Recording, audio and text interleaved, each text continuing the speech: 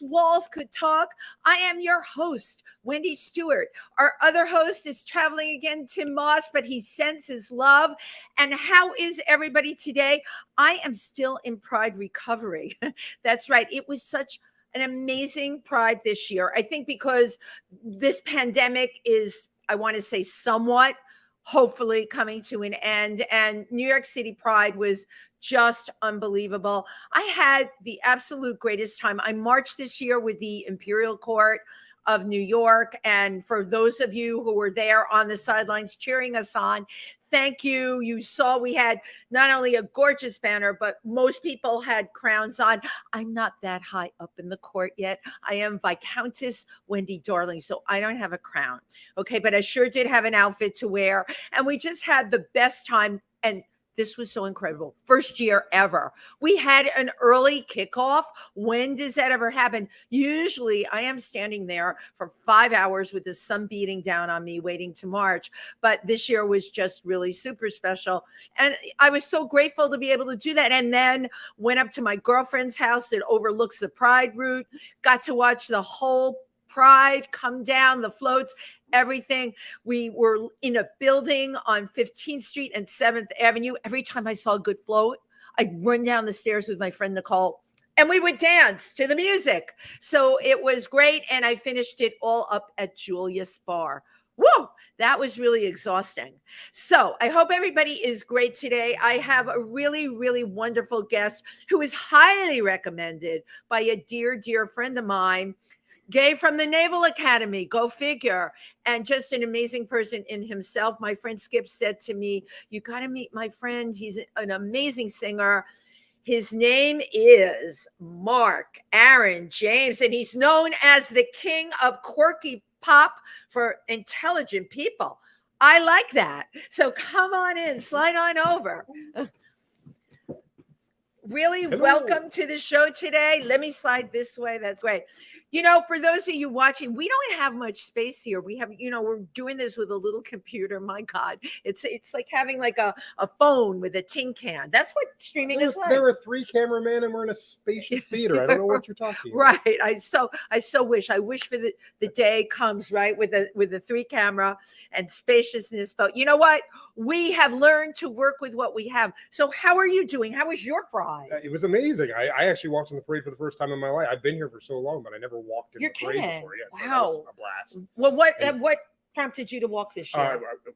My boyfriend works for is a photographer, and he takes pictures for a plastic surgeon who does top surgery for trans people. So I was actually an ally for trans men who are in the parade with their shirts off. And I love it. Got so much positive energy. I bet everybody was. They were all clapping. It was a blast. They were so supportive. Wow, all clapping for you. And I mean, that is so great, because I'm sure for a lot of them who were walking, it was their first time as well. Well, I mean, the word pride really means a lot when you're finally able to, have your outside match your inside. It's really great. You know what, Mark? That is that's a t-shirt. I totally love that you said that and how special it was for people that day. Can you tell us who the plastic surgeon is? I always like to give shout out and accolades. Oh, geez. Keith, and his name begins with a B, but I'm not going to remember. Okay. I was a +1, so I'll get it. Oh, we've all been a +1 in our lives, but that makes that one very unique, doesn't it? Well, first of all, I want to applaud you for marching. Were you early on in the? We were pretty early. We were in one of the, I think, the second round.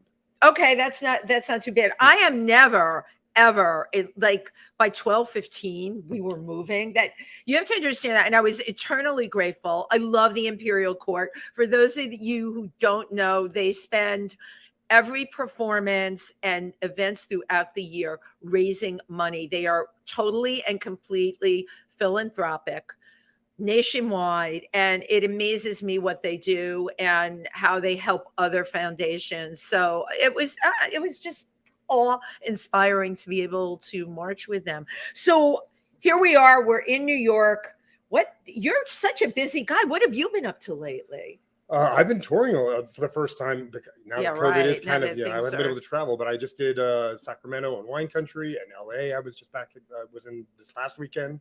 and now working on putting up new songs on my Patreon and doing shows. Tell us about your tours. Tell us what you were doing on your tours. Well, it's I was worried because now that CDs aren't a thing anymore. Oh, really? No one told me that. And merch is kind of hard to travel with. Right. I opened a Patreon, which is sort of like a subscription. I have people who don't know that it's like you subscribe to artists you like, and you get exclusive content to what they're making. So I printed up cards that are like one-of-a-kind cards. There are only 100 of them made at a time with different pictures on them. So it's kind of like you could still go to a show and get something and have an autograph and say, I bought something at the show, but it represents becoming a patron of the Patreon. So to get one of these cards, they have to subscribe. Sign up. Exactly. Right. Which I'm glad that Mark bought a Patreon. I had no idea what it was. And during the pandemic, Penny Arcade was doing a live stream from her apartment. I adore her. And one of the things she did, she made us all aware of this Patreon. And you can subscribe for as little as $5 a month. For me, it's even $3 a month. Right. It depends on what you want to get from me. Right. And it's always worth it, depending on what level. It's totally worth it. But what you do get, as Mark said, is exclusive content. And I know with Penny's Patreon, a portion of the proceeds go to PANGEA, where we broadcast from. So it's a way of giving back, and it's a way of really supporting the artists. What kinds of things do you share on your Patreon? Just at the $3, like all my any song. I write a new song once a week because I'm part of a writers group, so they get to see all those songs. I also do I have 3 albums of fully produced songs on that Patreon that'll probably, maybe I'll put out a giant album of it a year later, but they get to hear all those songs first. Now. Right. I make videos pretty regularly, so maybe once or every 2 months there'll be a new fully produced video up there. Live streams from a lot of my shows. I play at a lot of country clubs and golf clubs and stuff here in New Jersey. So you would put that so I broadcast that just to them. They get to, like, if I'm playing a show in their neighborhood, they can request songs, and I'll put the song in the set list specifically for one of them. Oh, that's really great, because I guess you could give that as a gift to somebody for their birthday. There's all if you go to the Patreon page, which is patreon.com/Mark Aaron James, you can see the different levels and what it offers. And people have like at higher levels, you get a free house concert if you okay, wait. I wasn't aware of that. Let's talk about that. Talk about a house concert. House concerts are my favorite way to perform. They're the thing I do more than I play in venues now. I play in houses. You like going into people's houses? Well, I like going into people's houses. It's basically just a cocktail party for your friends. Right. But I happen to do, 2 half-hour sets of entertainment. And what's great about it for me is I don't have to worry about draw. I don't have to, there's no, it's not a club where they need to make a certain amount of money that night. It's just people who are already friends of the host. Right. So you know that they're going to be happy and drinking. Now you're coming in person. And then I come in person. You're coming in person. This is really great. And play a concert, basically. I do a little a 45-minute set, and then everybody drinks and has food, and then I do another little half-hour set. And what's great about it is you get to really meet everybody in the audience too. So it can be between 20 to 60 people, but you get to have a personal experience with them. You get to tell the stories of since I come from the Nashville songwriting kind of thing, you get to tell the stories of the songs and tell jokes. I love this. This is like when you do a performance in a club or a bar, right? And you're calling up all your friends to come, but you get public as well, but it's a lot of work. Whereas with what Mark is describing, it's a little private party it's a set piece, and I'm sure all those people end up subscribing to your Patreon. It actually recreates what used to happen in PANGEA or in Greenwich Village in the 60s and 70s, where everybody would kind of gather around. I love it. You'd pass a hat for the artist. Right. So did they pass a hat for you? Well, honestly, each house concert is kind of different. There are absolutely house concerts, in fact, I would say most of them, where it costs the host nothing, and somewhere in the middle of the show, a hat is passed, or a bucket is passed, or the bathroom garbage can. So, or whatever, a bucket. And you think about what it would cost to go out to a club and have drinks and food. It costs way less than that to go to a friend's house and then and have a bottle of wine. I think this is a genius idea, and I was not aware that you could do this on Patreon. So the question, if we can discuss it, what is the cost for somebody to do that? Well, it's free for the host usually, unless some hosts don't feel comfortable asking their friends to to put money in it. Right. So in that case, they might pay you outright. if they want to just hire you as the entertainment of the show. But most usually it's recreating that Greenwich Village thing. And it's just, people put between $5 and $10 because, to go out would be $40, $50. So you're saying it's like if the host chooses to pay for it, it's like what, like 200, 250? It's more like 500 for the host. That is, because think about it. If 20 people each pay $10. You don't even need to tell me. That is, I think, an amazing deal. And not only that, it gives people a reason to gather. I mean, excuse me, I'm a girl that gives cocktail parties, okay, out at my house in Pennsylvania. How many of those boring cocktail parties can we all sustain? Well, let's talk later and we'll do a house concert. Yeah, I love that Mark has shared the whole concept behind Patreon with us, because I didn't know that all those levels were Well, you can make your Patreon into whatever you can offer whatever you want. Now, can you do the thing? I know some of the streaming platforms have these VIP things. Well, like what is it? Real fans? That's like sexual. but can't you do that with Patreon? There are sexual Patreons. There's sexual Patreons as well. But mine's not. You can't.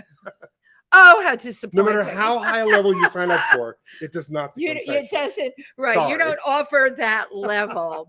But can you do a streaming VIP thing where there is absolutely a streaming platform private YouTube links to YouTube lives that are private. Like you wouldn't know to log on here if you weren't familiar with the show. Right. So similarly, you just let your patrons know. And you let live stream. Just brilliant. I love sharing this kind of stuff with you. So you quickly glossed over the basic fact that you're creating content once a week. You're in a songwriting group and you write. Who writes the song a week? How does this happen? Here in the East Village, since the 70s, there was a group called the Jack Hardy Songwriter Circle. And it has some famous members and it has some not famous members, but everybody would meet up at Jack's house. Jack has since passed away. Now it's done elsewhere. Every Monday. And it doesn't matter if you write the greatest song in the world or the worst song in the world. You're supposed to write something every Monday and bring it into the group. Well, it's like a and writer's then the group group discusses it. Right. Yeah. And I try. It just keeps your engine greased. No, I mean it would, but to keep coming up with a song, because in writers groups, right, where I belong to those, we can write stories, we can write poetry or whatever. With music, you're writing lyrics and the music. How do you? I mean, every time I come up with an idea or hear a cool saying, such a musical guy. I just put it in my phone, and then when it comes to Sunday.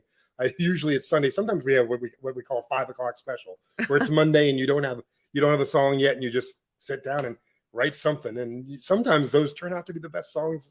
Some of the best songs I've ever written. Also, I'm writing. Yeah. Also, I'm writing towards a show, so I kind of know what songs I need to write for my show. Right. So that gives me I want a song for this scene, and that way I kind of know. Well, yeah, right. Okay, so now you've opened it up because you're writing for a show. You have a goal. You have a structure. Tell us about the show, can you? Well, you have to tell us the title if it's too soon. Pre-COVID, I wrote a show called Hero: An Origin Story, which was in the New York Musical Theater Festival, right? And was runner-up for best reading in the festival. And I brought every song from that to that writers group. And now I'm writing a second show, which is based on a reality television show where they repair antiques. Oh, which is random, but. Wait, but no, here's you know what? Everything I read about this guy, they said he was quirky. That is quirky. How do you write like something about repairing antiques? I know you can do it. It's sort of a metaphor for repairing yourselves, but love it. There's a British TV show that kind of inspired me. It's not based on the show, but it inspired me, where people would bring in, this is Grandpa's clock and it's broken. And this was the teddy bear Daddy gave me right before he passed away. And then really, provocative stories. And they would both tell the story of the item, and then they would repair the item. And I just thought that's a great format for kind of learning about people and having quirky characters. Where have you been, my old teddy bear? Where have you been? I saw you right there. The teddy bear story. The teddy bear story is my favorite one. I love it because it's a reality television show. A girl brings in a teddy bear, and it's been through. I probably shouldn't tell plot. Well, I'll tell this little plot. You can tell us this. It gets destroyed in one of the hurricanes. It's sitting in a basement in water, and it gets all moldy and mildewed, and it's a stiff teddy bear. You know what Stife teddy bears Of course, those were big when I was a kid, and they came with a little red Stife label, and the fur's really thick on all the stuffed animals. They're worth like 80 grand, the original ones. Yeah. So this one isn't though, because it's moldy waterlogged. So the girl who repairs them waterlogged, gets the bear, and it's not repairable. Remember, it's a reality television show. It's such a great story. Right. Remember, it's like you have to repair the bear. We'll buy a new one and just tell her you fixed her bear. Right. So this woman whose job is to repair teddy bears has to decide if she's going to lie on television or not. Wow. So she doesn't. What she does is she takes the old teddy bear, she puts it in a vat of bleach. She then puts it in a blender. She takes the new Stife teddy bear, which is worth like 80 grand. It's a vintage Stife teddy bear, and cuts it open, which is against everything in her mind. And stuffs it with the old bear. And then tells the girl, this isn't your bear, but your bear is in there. And then she sings a beautiful song. Oh my God. So we hold on to things about how we value old parts of us. It's like using a cremation. Yeah. So we could do that with our animals. You really think you don't want that. to take a cremated animal and put it in another animal. Well, no, but you could you could take like a stuffed animal of your dog, right? Oh, and if you have the ashes and you stuff it in there. I think I'm onto something here. In your musical, you can use ashes. I'm going to use the old bear. My musical will use the ashes. Well, you started your teddy bear song already. I thought it was great. Thank you. I do parodies, but I'm no singer, and I really have the kind of mind that goes in a million directions. So that can work for or against. When you're doing, as you know, a musical, you kind of have to focus the subject, and all the words have to work together. Sometimes my words don't work together. I've given myself a deadline of December to finish at least. I've got all the songs done. I need to write the book now. Yeah, because I wrote the book for Hero as well. So you did. I did. Right. So but when you talk about writing the book, that's when they call the book story, the musical thing that they write. Like I just saw Quinn Lemley in Bring on the Heat, Rita Hayworth, and I talked to the writer from that. He wrote the book. They always say you shouldn't write both, and I didn't want to write both. And I have good dear friends who did the music and the book. Yeah, I did the music and the book. There you go. So it has been done, and that's why I'm telling you. That's very. How did you become such a creative person? I think that's just inherent in people. My dad was a performer. He was a dentist, but he played guitar and sang, and I just it's just always been. I've always known it was my purpose. So okay, but there you have it. I talk about this all the time. I mean, is it genetic, or is it the house that you grew up in, or is a little bit of both? I mean, who knows? I think it was summer camp for me. I went in summer camp. You have to write songs and play around. The guy who plays guitar around the campfire is the king of summer camp. Yeah. So I think that just made me love being a performer and a singer and a writer. It was summer camp that inspired you. Were you ever a Boy Scout? Don't they do the campfire thing at the Boy Scouts? I was a Boy Scout, but I grew up at a beach town, so we didn't have many campfires. Well, yeah, really. Well, you could have a bonfire on the beach, but yeah, there's not a heck of a lot you can do as a Boy Scout on the beach. It was more summer camp. It was summer camp was your inspiration. You see that? People don't realize all that comes from going away to summer makes camp. You independent. It gives you kind of a life outside of your parents. You right. Can be somewhere where you're not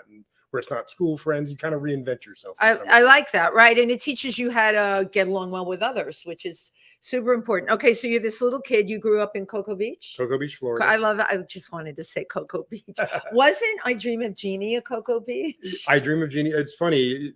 Nobody says, isn't NASA near Cocoa Beach? They always go, isn't I Dream of Jeannie? Whereas because he was an astronaut. Right. But he worked as a master. I always get that I look like I Dream of Jeannie. See a little Barbara Eden. Barbara Eden. So I totally love that show. But that's what I remember about Cocoa Beach. And I remember as a kid thinking, oh, I would love to live in a place called Cocoa Beach. It is a great town. Idyllic kind of childhood there. I wouldn't want to live there as a grown up, but right. It was a great place to grow up. Right. My parents are still there. I visit often. Oh, that's great. That's great. And your dad, is he still performing? He plays guitar and sings for friends and stuff. He does. Okay. And he did some community. He was Tevye and Fiddler on the Roof of the Cocoa Beach. Yay! We look at the Cocoa Playhouse. Beach play. I actually have heard of the Cocoa Beach Playhouse because they. I always used to read backstage, and they always cast for that there. So your dad has performed at the Cocoa Beach. Yes. Wow, that's really great. What about your mom? My mother has passed away. She worked in my dad's office. She was a real mover, and she was running for office when she got sick. And then my father is remarried to a wonderful, wonderful woman named Gail. I've got a great stepmom. Yeah. In fact, I wrote a song called Stepmama Blues about my stepmom. I love that Stepmama Blues. And your Stepmoms mom, get a bad rep, but she's right. awesome. You gave her a good one because Exactly. she is a good one. And then your mom running for office before she passed away. That's incredible. She was a mover and a shaker for sure. Yeah. Well, very supportive. Obviously, Mark has inherited all that moving and I move, I shake himself. Now, my friend Skip, who referred you to the show, you all went to high school together? That's correct. So what was that like? Because Skip went on to the Naval Academy. Cocoa Beach High School is like one of those, one of the TV shows where everybody's beautiful and they all are beachy people and there's drama and everybody fits a real mold stereotype. Yeah, right. That's the football player. Right. And that is absolutely what our high school was like. It was a very small high school. 158 people, I think, in our class. That is really small. Yeah. So it was, but it was, like I said, it was idyllic to grow up there for sure. Yeah, no, I love Mark sharing his childhood. We get people with various kinds of childhood, and I always wonder how it creates the work. Right. Well, I always make the joke that I'll never be a pop star because I had a happy childhood and didn't do copious amounts of drugs. So I'm screwed. No, that's well, honestly, when I met you, I thought, because Skip had always told me about you, I'm like, God, he's so nice and polite and squeaky clean. And when I see somebody like that, I want to scratch the veneer and find out all the dirty secrets underneath. and there actually weren't any. So you left Cocoa Beach High School and then you went to Vanderbilt, in Tennessee. Didn't even visit it, just knew it was in Nashville and knew it was a music town. And right, you were hell-bent for Nashville. But you weren't necessarily at that age writing country music. No country. I mean, I don't hate country music or anything, but it was not. I'm a child of Billy Joel. I write quirky pop songs with lots of lyrics and stories. You are a child of Billy Joel, from everything I've read about you. So how did Vanderbilt further your interest in being a performer on this level? I wish I wasn't in the Broadway troupe at Vanderbilt, and I wish that I had done. Vanderbilt was very separate from Nashville then. I hear it participates a lot more now. I would hope it's right in their own backyard, but, right? You get wrapped up in college when you're in college. But I did end up staying in Nashville and being a part of the writer community there. It really taught me the craft of songwriting because they're very craft oriented. There are a lot of people sitting here, and they do writers in the round, and that really helped me become a better songwriter. And then I started hosting writers' nights. So through that, I got to meet a lot of great writers, a lot of great artists. And as much as I think I stayed there a little too long, I wouldn't be the writer I am now if I had not had my time. Okay, so I have to ask that question: how long were you there? I left in 2001. And when did you start? We're going to start how revealing many years? Let's just say I was there. I was there 10 years. Oh my God. I remember. That's really funny because I remember my mother pointing out kids that were like, you don't want to be a perpetual student. So-and-so in my neighborhood, has been in that school for 7 years. It was good for me in that because there were clubs right out of Vanderbilt. I could get 20 kids to come see me play a show. So a bar would book me before they would book, a new up and comer, right? Because come in Nashville because I had a draw. Right, you had a get draw. My fraternity brothers to come and you were in a fraternity. I was in a fraternity. Oh my God, you were in a fraternity. Those things are so bizarre and weird to me. So Vanderbilt is very, very Greek centric. Yeah, it is. But I'm going to ask a question. Were you out then? No. So that you were in a fraternity, I wasn't even out to myself pretty much then. Right. So that's why I was going to ask that because the whole fraternity thing is. Yeah, it wasn't like the porn movies where everybody's just sleeping with each other. Right. Sigma Migma Phi. What was the name of yours? ZBT, Zeta Beta Tau. Zeta Beta Tau, and then some. So you were part of a fraternity, and you were in college for a very long time. Well, no, I wasn't in college for the 10 years. I was just in Nashville. I just did did 4 years of college and then stayed for another 6 years. And you stayed for another 6 years, but how smart are you? Because. Listen, a lot of us, like myself included, I graduated from college and, where are you going? What are you doing? Oh my God, I'm coming down to New York. And, my first couple of years here were total and complete disaster. It was hard. I had a million part-time jobs, no comfort zone, lived over a liquor store with a roommate that would try and kill herself every 6 But months. that sounds like everybody's great New York I know, but you know experience. what? I'm listening to you, and Mark, you're so like, you're placid, you're focused, I don't get a lot of tumult coming from you. Or are you hiding it? I have a manager. I do have a manager who once wanted to stop being my manager because she didn't feel like I was tortured enough. No, this is, and now like the whole way I advertised you, I would change it. I would say it, Mark Aaron James, a totally untortured soul. I promise I have my torture. It's amazing. You haven't suffered. Oh my God. You make me feel dirty. I'm just kidding. I'm just suffering is good. It's good. It makes great art, suffering. I might have been Kurt Cobain or something if I just suffered. Yeah, but you know what? You write great music. Well, you quirky, definitely up and fun. I have some sad songs, but yeah, I'm more known for right. Well, of course, because goofiness. You have that dimension to you, but yeah, you're known for your goofiness. So I'd like to see the clip that we're showing today. This song is your newest song. No, this isn't my newest song. Okay. This was a ploy. I wanted to get DJs to play my music. Okay. So I was thinking of new ways to do that, and I realized that there's a song on Monday. People play on Ruby Tuesday on Tuesdays, Monday, or come Monday. But there are no songs about Thursday. So I wrote a song about Thursday, thinking that maybe DJs would play it on Thursday. Okay, I think that is brilliant. Well, let's go ahead and hear it.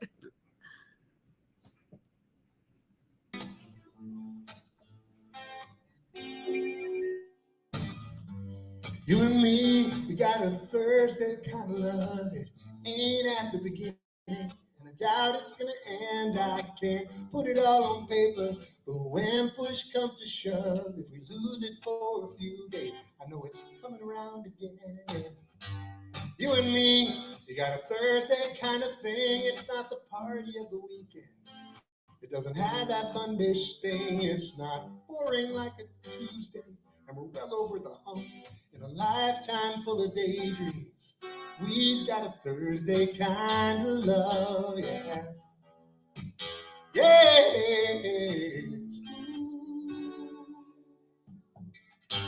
You and me, we got a February feel. The holidays are over. All the gifts are put away, but still it's Valentine's occasionally. That's part of its appeal.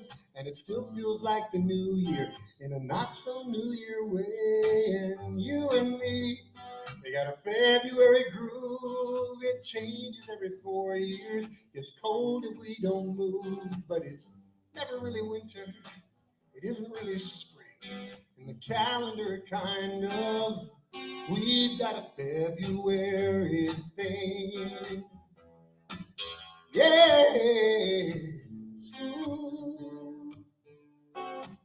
My whole world could change tomorrow. Special occasions make the news.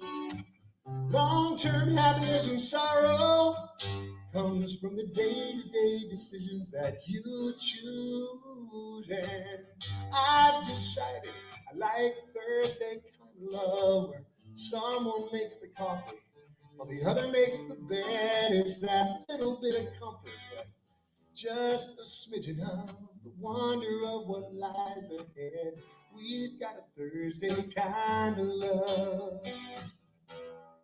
Yeah.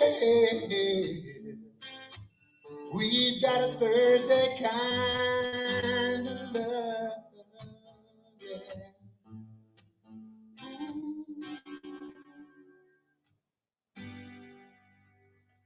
He's done very. Yay! Yay! That was the Hudson County Folk Festival. Oh, I know the Hudson County Folk Festival. How totally cool. That was really quite lovely. Thanks. And totally entertaining. So you have quite a history of playing lots of venues and festivals. Now, you've played at the Bitter End. Yeah. Was that one of your first gigs when you came out when I visited? Tennessee? Yep. When I visited New York, I played at the Bitter End with some friends who were Nashville writers who had a Bitter End shows. That was one of the first places I ever played. great history there. It's great history there. Yeah. It's one of my favorite venues, and they've given an awful lot of people their start. The whole folk scene, all the Bob Dylans and, all the Eagles Yeah. and Yeah. Every single one of them. What was it like for you when you first came up here? Well, because you knew everyone in Nashville. Okay. You got booked to work in bars because they know you had a draw. Now you're in New York. You're a little fish in a very big pond. I got really like the first time I played the bitter end, I was opening for Mark Cohn, who did Walking in Memphis. Oh, Walking, and his background singer was David Crosby that day. So I was like in the bitter end with Mark Cohn and David Crosby. I can't believe it. First time I ever played in New York. Wow. So I got really lucky on when it came to being introduced to the city. Right. And from first shot out of the bag. And I also, because I had been in Nashville, I think I could book some things. There was the living room, and I remember the living room. That was a great place. And then the living room kind of got replaced by Rockwood Music Hall, which was amazing. So I kind of did those scenes when I first came to town, which was a really building, growing scene in New York. You're at the right time, I think. You came right place, right time, as they say. So for that level of performing when you came here, did you need a manager? Did you need an agent? I did have a manager, and I find that for songwriting gigs, an agent wasn't that. I was one of those people who would go up to a laundromat and say, "You should have live music in here, and it should be me." No, hold up. I love that idea. That's great. Why not? Why not have a performer like you playing at the laundry, doing laundry in a laundromat? It's about the worst thing in the world. I have played in a laundromat before in Nashville. There was a place called Harvey Washbangers. There was a laundromat bar. Washbanger, and it was a laundromat. Which I don't know. There should be more of those. Why aren't there more laundromat bars? You're going to be there for a couple hours anyways. You might as well have live music in a bar. No, but this is you've just opened up something. Why don't more people do it? What a great idea. So I'm always trying to find ways to get my songs in front of people. I would rather play in a place that doesn't have music and be the first musician there than play in a venue where there are 6 musicians playing throughout the night. Right, where you're one of. Oh my God, so I totally agree. Created. When I moved here, I just kind of I held a house concert in my apartment where I would invite writers from out of town and have it. We called it 3 Chairs in Jersey. And we would do a songwriters in the round in my house. It was a jam, actually. Yeah, pretty much, but done for an audience, though. Right. And you know what you're making me think? That's exactly what you're doing on your Patreon. It sort of is that. It's a subscription. I mean, it's not in person, but the house concerts are certainly the same thing. Right. Well, but you do offer on your Patreon, they can bring you in as a house. Oh, yeah. One of the things you can do is get a house concert. Yeah, and it's great. And play for, your friends and stuff. So everything kind of comes full circle with all of that. So you're here in New York. Great looking guy. My friend Kobe Cole just wrote on there. He's hot. Yes, Kobe, he is. Great looking guy. You're here in New York. Acting opportunities. Because once again, I'm kind of creating my own space. I'm in my show, and we'll probably be in the new one I'm writing. So I'm kind of writing parts for myself. I have kind of put it to myself to start auditioning for things because I sing a lot of musical theater stuff here and have been a part of that world for a long time. I've never auditioned for shows, and I'm kind of getting to the right age to do some of the. I'm not the ingenue, but I can definitely play the. There's so many roles for somebody like you. What's making you like now feeling okay to do that and you didn't do it before? Well, because you have a typical actor look. I was traveling a lot. I was putting out albums a lot. Right. I just wasn't settled in one place for very often. Having to if I got a show, I would have to rehearse and be set in that city for a long time, and that was kind of counter to what I was, because I used to literally, my process was write an album, make an album, tour for an album, write an album, make an album, tour for every 2 years pretty much. I have 9 albums out from that process. Unbelievable. And is that, I don't know, I know very little about this world. Is that pretty typical? I mean, I think that most artists are putting out an album at least, or when albums were a thing, because it's just you don't sell CDs anymore. So I think it's really been disrupted now. Everybody's putting out singles one at a time, and I noticed that. So how does that affect you? Well, it's how you make money as a singer-songwriter has completely changed. being able to tour, what you sell at gigs. That's why the Patreon thing's so important. You know, I used to be able to sell CDs at gigs or merch at gigs. Now I've got to find a new way to do that because part of the money you make is the venue paying you or the house concert paying you. You also used to make money on selling product, and there's no product anymore because everybody streams it. And I am available. All my stuff can be streamed, but I make 0.03 of a cent when the song is streamed, as opposed to, you know, it's 10 or 20 bucks when a CD was sold. Okay, right. But why can't you sell I'm the person that goes to these things and I buy the CD. There's a lot of us out there. There are, and the I still go with CDs. Thing is just like, unfortunately, it's less. You know, I think it was just reported that somebody had a #1 song in America, and all they sold was 17,000 CDs. Like, that's all it took to be #1, because so few CDs sell. Right. Now it's all based in streaming. And as much as you have, I don't even have a CD player. Like, a Macintosh computer doesn't come with a DVD player. Well, anymore. But no, you can get, Mark, I love sharing this with you. You can get the outboard. I have the outboard on my buy that. Right. Right. Or have that, you know. Well, cars don't even come with a CD player anymore. Oh, right. My car is used. Yeah. I put out an album with I put out the first ever commercially distributed USB album called My Mighty Magic Stick. And I saw that. And now USB doesn't come with a Macintosh computer. And I looked at that. I saw that you did a USB, this Magic Stick. Mm-hmm. And for someone like me, I had to like read it 4 times to realize what a Magic Stick was. I'm like, what the heck is a Magic Stick? It made a lot of puns for My Mighty Magic Stick. Oh, I'm sure. It's like, here comes Mark with his Mighty Magic Stick. A lot of people are fans of My Mighty Magic Stick. It had 32 songs on it. It was bigger than you were expecting it to be. Right. My Mighty Magic Stick. But puns. So with the Mighty Magic Stick, you still sell that, right? I still have it, yeah. Will you do that, though, for everything that you put out? Can you put everything on unfortunately, now that there's not USB on Macs, and a lot of cars have USB, but not directly to their radios, because it used to be you could plug the USB. But all you got to do is get the cord. Yeah, but also I do all of this. I get the cord. I wish everybody was you. You know, well, because I would miss music that way. I would miss things. I mean, I loved it. Everybody listens on their phone now. I wish I might try and see if there's a way I can make an album that you just plug into the phone. But really, I think the way forward is you have to accept that streaming is a thing and play along with it. Right. Because that's what it's going to be. But you know what? With streaming being a thing, this is okay. Now here comes my biggest beef. Everybody's streaming. Yeah. Everything's streamed. You go to put on, you know, I have a Roku TV because I'm so technically broken. I have like the little, they give you a little remote. It only has a couple of choices on it, right up my alley. But you go on there and there's a gazillion choices. And then I go to my computer and I can stream this and I can stream that. And you know what ends up happening? I end up not doing anything at all because it's all too mucking fudge. It's good and bad. Am I the only person that said that to you? No, it's like we have too many choices. It's good and bad in that I think that we have more access. Like, I can put out a song. Monday, I can write a song. Right. And the next day, my entire fan base can hear it. They can hear it just acoustic. I can record it on a Mac with a full production within a week. And for example, I wrote a song that mentioned the Antiques Roadshow. Yes. It was called That's Us.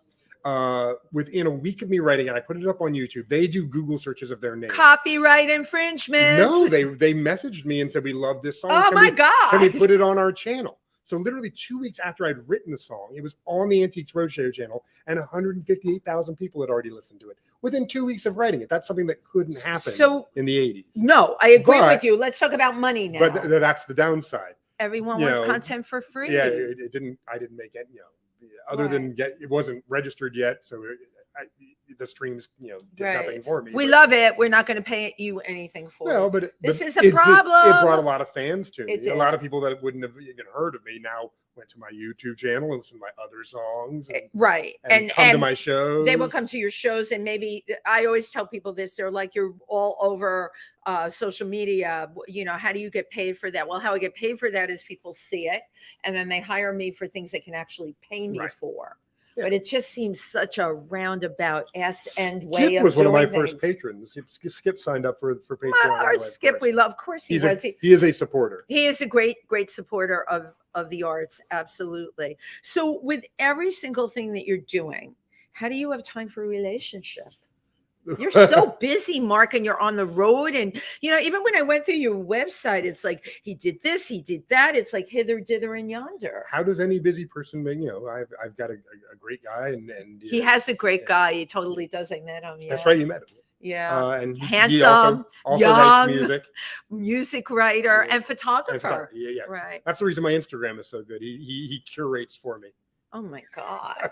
You got yourself a peach with that. I'm a lucky man. So, particularly impressive. You've played at the White House? I did play at the White House. I had a single that did really well, an internet single called Aquaman's Lament. And wait, like Aquaman from DC Comics. Right. Okay. I wrote a song about Aquaman getting drunk and being jealous of Batman and trying to steal his girlfriend. It was just a joke of a song. You're a goofy, kooky guy, right? I didn't think anything would come of it, but a fan of mine made a video using World of Warcraft, and that video took off. You can Google that. It's Aquaman's Lament. Yeah, I did Google it. Millions and millions of Absolutely. hits. And because of that, every year during the Obama years, anyways, the president would invite 30 people to do a Christmas concert in the White House, and each branch of the White House staff got to pick who they wanted to come. And the interns, who were all these goofy college kids, picked me. I love it. That's great. So I got to go But and you play at the White House. played at the White House. It was a huge honor. A huge honor. And how many people can honestly say that they did that? Was, the more we talk, the more I realize there are some people in our industry that will contrive every single move that they make. Now, we can call it focused. Okay. We can call it aggressive. We can call it a lot of things. Mark, on the other hand, it is very interesting. You do your thing. You do your thing. There's not an ulterior motive. You create your art. You promote your craft. And things come of it. I think if you just put out good stuff for as long as you possibly can, stuff will happen to you. My husband is across from here who does our lighting, Alan Kaplan, and Alan is shaking his head up and down because he totally agrees with you, right? Alan really believes if the product is good enough, the notoriety and financial success will follow. I mean, I know people who are absolutely amazing who have not been discovered yet. So I think there's an element of persistence as well. Right. But if you put out good stuff for a long time, eventually people come to you. Right. They if you build it, they will come. Yes. I think that's. But I am going to be. I'm never going to be Beyonce. I'm never going to be. I've settled into not making millions and millions of dollars. But I make a good living. I love my. You make your living, which is really guy. Yeah. You are again no trauma. I need more trauma. Okay, stick around with me. I got trauma. I got drama. I am happy to share it with you. So here's what I really want to know. Going forward, right? What do you think with what's happening in the music industry, and how is it going to affect you?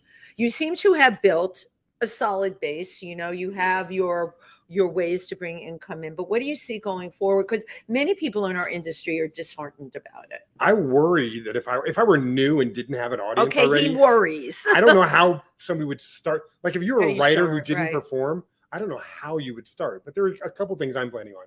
I'm starting to look into getting songs onto television and ads and stuff like that, because that's kind of the new radio now. Yeah. If you look at what happened to Kate Bush's song from Stranger Things, for example. Right. If you can get a song on television, that's sort of how, or an indie song. There are a lot of the rest of my friends, the Rescues, just had a song in Umbrella Academy.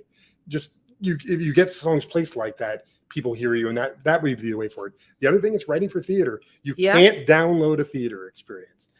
It's good. No, really great point. Right. The show that you're writing, it'll be a theatrical performance. Okay, and whether I'm in it or not, it's still it has a life of its own. You write it, and then if it's popular and good, again, if it's good, people come to it, and then it allows you to write a second one. So I'd really like my second act to be writing more theater stuff. And then Patreon is a great thing because I don't need to travel for that. I have 3 albums worth of new material up on Patreon, and have a venue for my new stuff that does end up paying me. Even if it's just $3 a person. It's something. Well, and when 1,000 people are doing that, it's not such a bad it really makes all the sense in the world. So you have not only performed in the United States, you were in the UK for a bit. Yeah, I lived in London for 3 years. What was the thought behind going to London? London still has public radio, so somebody can hear you in a bar and put you on the radio the next day. Okay, That I was love this. amazing. Right. Wait. Also, there's a pub culture in London. Yeah. Every neighborhood has its local pub, and there's trivia one night and bingo one night and live music another night. So I could just tour the different counties of London and have 7 gigs a week if I But wanted. how did you know how to do this? You know, I haven't had one person that talked about performing. They've performed in other parts of Europe, but what you're telling me about London with a pub culture, you know, you really have to start thinking out of the box to do that. What was the thought behind it? It was literally just I want to, you know, I've been around America. I have friends in the UK. You had friends in the UK. My Right. albums did well in the UK. Yeah, time to go. And also, like I said, I show up at a laundromat and say, you should have music. It should be me. So I would just show up at a pub and say, you have music. You should have music. It should be me. And they said, jolly good. Well, they you know, I when a songwriter who has 9 albums, you know, and not to brag, but my albums are good. I would let them hear the albums and say, you know, I'll play in your pub, and they have an American accent. It's sort of like when a British person comes here, we just assume they're kind of interesting and cool and right. smart. But you know, when you have the material and it is like a set piece. I know when I put small shows together out where I am in Pennsylvania, I'm working on one now. I've had people approaching me for an event I'm doing on the 30th of July, Pike County Pride. And they're like, oh, can I perform young? And they don't know. I'm like, you have to send me something. I need to have something to listen to. You can't just say like, yes, you have to know, you have to send something. Yeah. Well, and now with the computer, everybody can hear all my stuff. Right. And see the videos. And so they, you know, I think I've gotten to a level where if somebody wants to have live music and they can see what I do online, booking me is not a bad idea. Especially in London pubs, the crowd is, people go to their local pub regardless of what's going on. It's the culture. Yeah, so. it's really such a part of the culture to do that. Now you had okay, so this is my little secret. People all used to have blogs. Some people still have blogs, but I love drumming up my guest blogs, you know. And I found an entry on Mark's blog from 2009, but I loved it. Mark had a bit of the experience with the police in the UK. Tell us a little bit about that. It was just it's funny, I forgot that I even put that up, but I loved it though. I perform when I do cover songs. I have all my cover songs on a laptop, right? So I can have the chords and lyrics and stuff. And a guy ran into I was playing a show in Angel, which is a little suburb of London, and a guy saw my laptop, grabbed it, and ran off. And within, I'd say 20 minutes, the police brought my laptop back. Within 20 minutes. It was crazy. I mean, I thought, oh no, I'm screwed.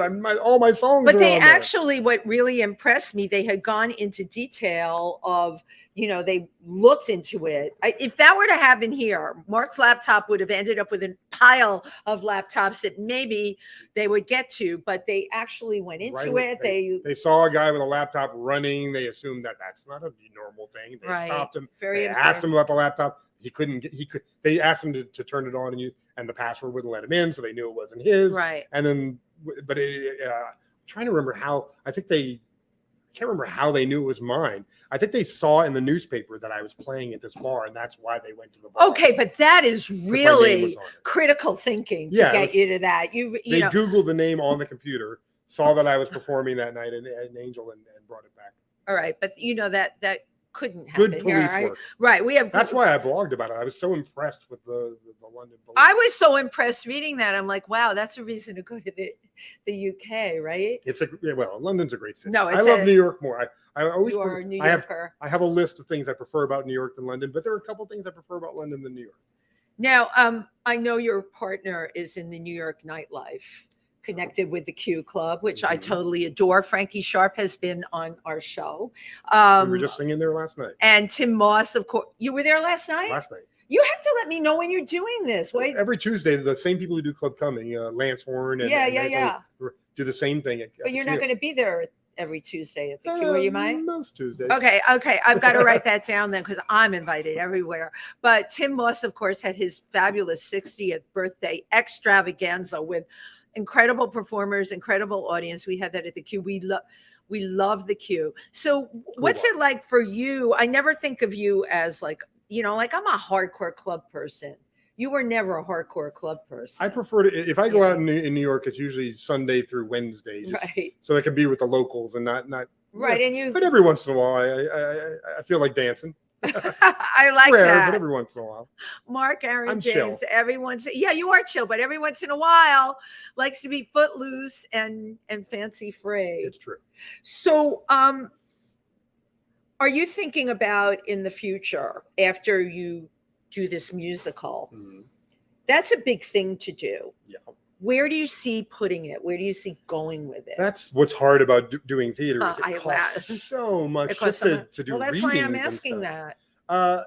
And the New York Musical Theater Festival, it doesn't exist anymore, but there are festivals. Well, there's a ton of festivals. And I'm so- kind of looking at the way Hedwig did it. Yeah. I already play in rock venues, so I'm doing concert versions of the show. Okay. Or having the actors come in and do readings where we then play the songs live, and kind of giving the show an audience before it gets to a theater. That, my dear, is a formula. Yeah.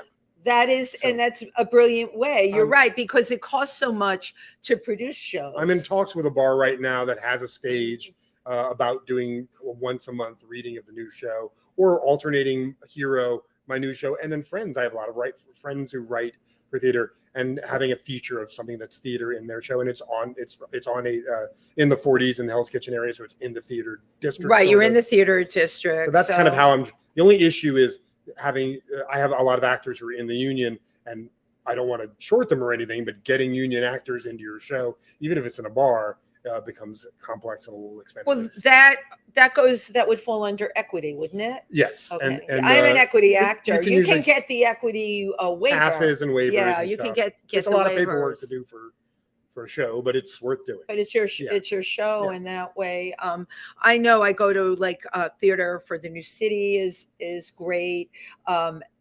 What is the other one? ATA. I'm only learning now how to pitch shows to these theaters. ATA and there are a lot is of shows. great. Also, post-COVID, a lot of theaters Yeah. aren't doing new material or unproven material because they didn't make money for 2.5 years. Right. So getting a new show on, and I'm unproven. My other than the I'll the tell Mint them how Festival. great you are.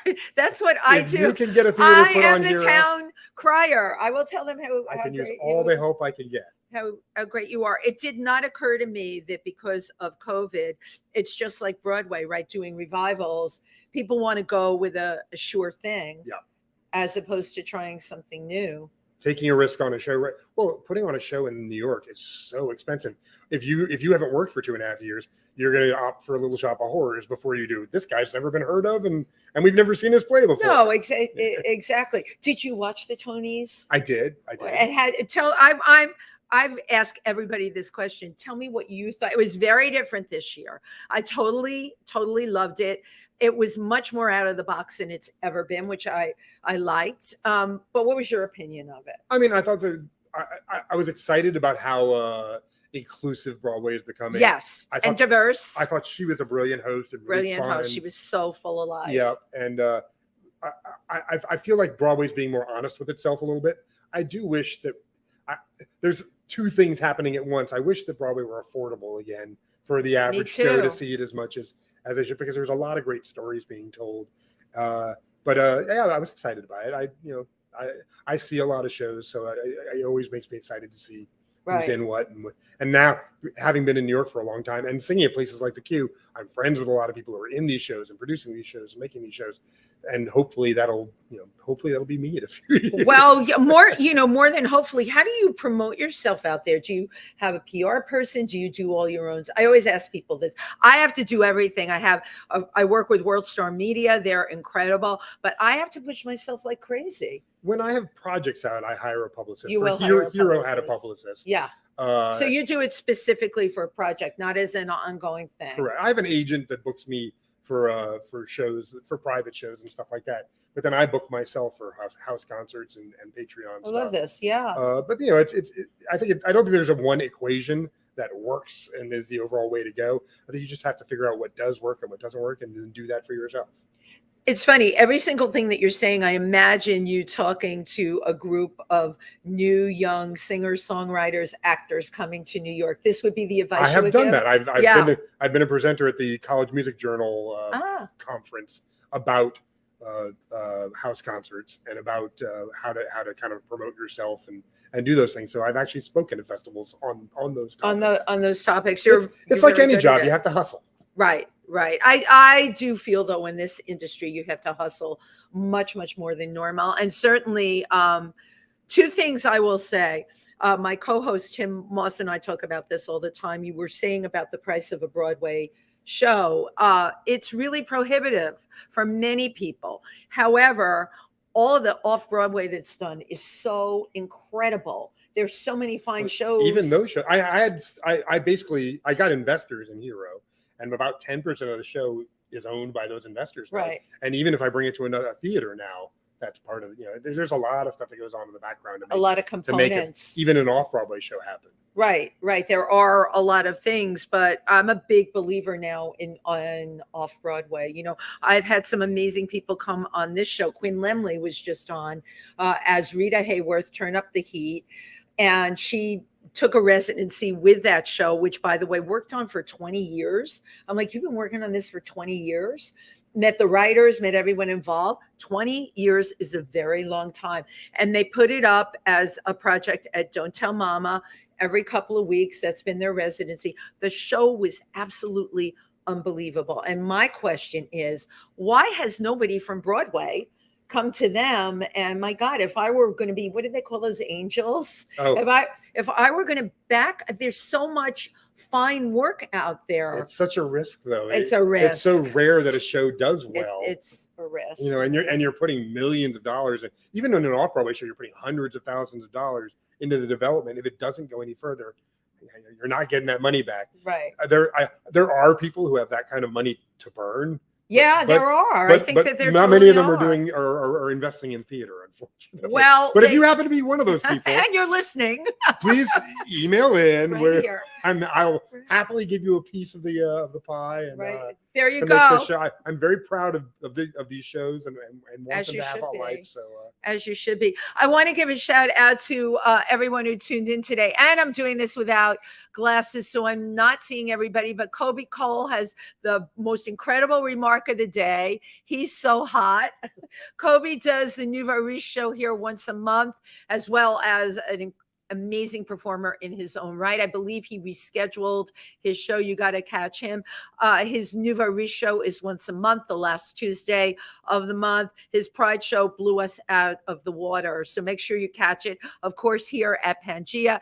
Tim Moss, of course, chimed in today with my reminder. You can catch myself and so many other wonderful people in Chauncey Dandridge and Jack Tracy's show, Abort the Court at Stonewall. That's this Thursday night. It is a fundraiser for an amazing cause. Abort the Court at Stonewall. Doors open at 6:30 and the show goes till 9:00 at night. Again, we have so many fine performers in New York, so please, you are welcome to join us there. I'm very excited about once again performing at Stonewall. I love to perform there. Teresa Sabin, such an amazing support system. I have never met her in person, and she always tunes in, and she's been such a great tuner inner. I like that, a tuner inner for our show. And if I missed anybody on the chat there, please forgive me. It's not my strongest suit, as you know. You have a minute or two left. What would you like to tell people out there? Well, please find me online. Listen to this. I have a lot of quirky ways. I've got a YouTube channel, the Patreon. If you'd like to join Patreon, tell us your YouTube channel. It's Mark Aaron. Everything's under Mark Aaron James except for Instagram. On Instagram, I'm James Aaron Mark. Okay, all right. That could really mess somebody up. So it's. Yeah, if you search for Mark Aaron James, it still comes up. Right. I'm easily Googled. You are, honest to God, this guy, no bragging aside, really easily Googled. I've had incredible people, and then I go to do the Google just to make sure I'm getting all the information on them. These are people that you've heard of, and I can't find things on them. It makes you insane. Why are you at the top of the Google list? First of all, I was one of the first artists to have when I went to college, Google. I went to college with an IT guy. Who ended up owning the first IP address in Nashville. So I had a website up before most major artists did. So I've been online for a long time. But then also, I just, whenever I put something out, I make sure to Google Google optimize it and things like that. And Google optimization. Yeah. Is that like SEO, search engine optimization? Is it the same thing? I guess so. I'm not very technical either, but I do know pass. I do know that whenever you're doing something you want people to see, you have to make sure people can see it. Is that not the God's honest truth? If you want people to see you, you got to make sure they can see you. There you True go. that. Thank you so much, Mark Aaron It's a James. joy. You Thank you for are having me. a pleasure. And yes, I will come to your Tuesday night at the Q's. So you're going to let me know about that. And please come and see what we're doing at Nouveau Riche here at PANGEA. The last Tuesday of the month is Kobe Cole's baby.